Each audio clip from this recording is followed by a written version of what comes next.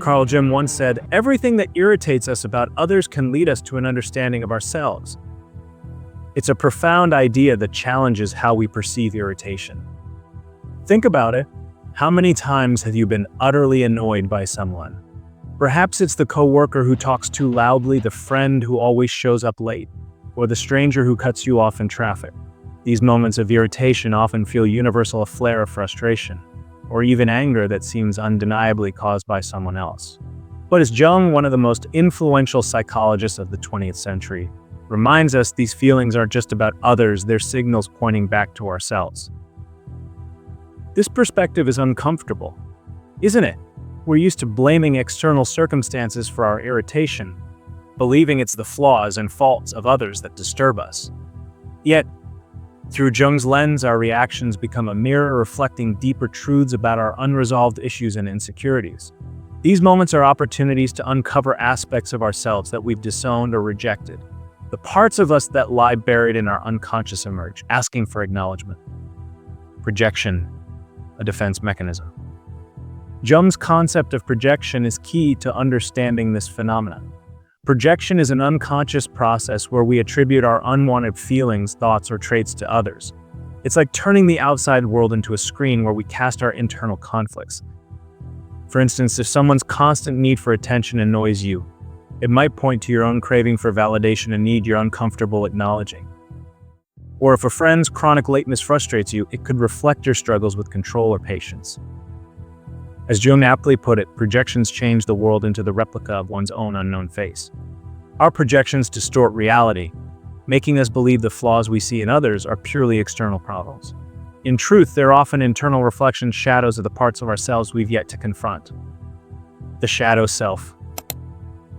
Jung's concept of the shadow refers to the unconscious aspects of our personality that we suppress, because they don't align with the image we want to present to the world. These hidden traits aren't all negative. They can include positive qualities like ambition or assertiveness that we've rejected due to fear or societal conditioning. When we encounter these traits in others, they stir something within us. Often this manifests as irritation. For example, encountering someone who boasts or exudes confidence might annoy you. But if you dig deeper, you may find it triggers feelings of inadequacy or envy, a discomfort with your own suppressed desire to be more self-assured. This is the essence of the shadow. It doesn't disappear when ignored. Instead, it influences our behavior, often in ways we don't realize. We may lash out, judge harshly, or become overly critical, projecting our inner conflicts outward, breaking the cycle of blame. It's easy to fall into a cycle of blame, seeing the world as full of flawed people and external irritations. But as Jung said, until you make the unconscious conscious, it will direct your life and you will call it fate. Recognizing our projections is transformative. Instead of being trapped in irritation, we can use it as a tool for self-discovery. Take this practical example. Suppose you're frustrated by a colleague who takes credit for your ideas.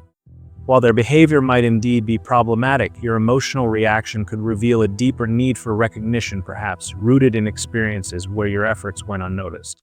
By reflecting on this, you gain insight into yourself and reclaim the power to respond thoughtfully rather than react impulsively. Turning irritation into growth. Irritation isn't just an emotional inconvenience, it's an opportunity for growth. Carl Jung believed that what annoys us in others often reflects hidden parts of ourselves. When we're triggered, it's worth asking, what is this irritation telling me about myself?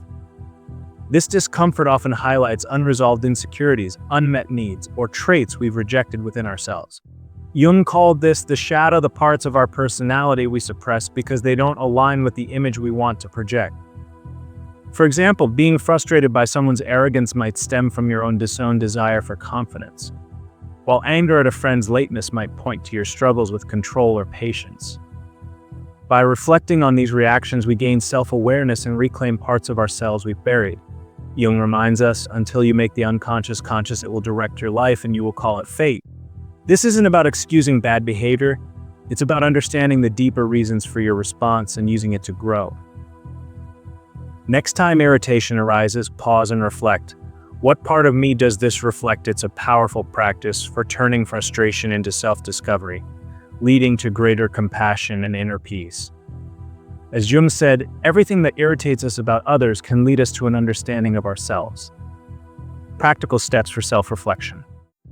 Here are some actionable steps to turn irritation into an opportunity for growth. Pause and reflect when you feel irritation rising. Take a moment to pause. Instead of reacting immediately, ask yourself why this behavior affects you so strongly. Identify the trigger. Consider what specific behavior or trait is bothering you.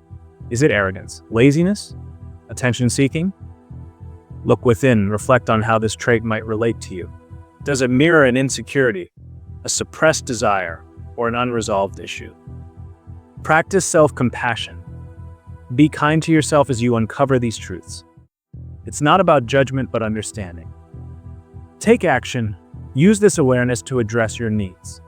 Whether it's setting boundaries, working on your self-esteem, or acknowledging the disowned part of yourself, take steps toward healing and growth. The rewards of introspection. This inner work isn't easy. It requires vulnerability and a willingness to confront uncomfortable truths, but the rewards are immense. By integrating your shadow, you'll find greater peace, clarity, and self-compassion. Relationships improve as you see others more clearly, free from the distortions of projection. Imagine someone who gets annoyed by others' laziness.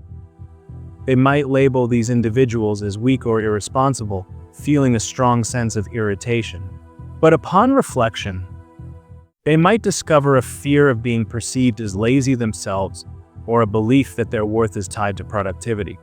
Acknowledging this allows them to address the root cause rather than just reacting outwardly. As Jung reminds us, the people who irritate us the most are often our greatest teachers. They hold up a mirror to the parts of ourselves we've been avoiding.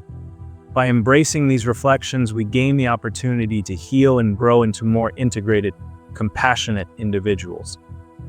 A path to liberation.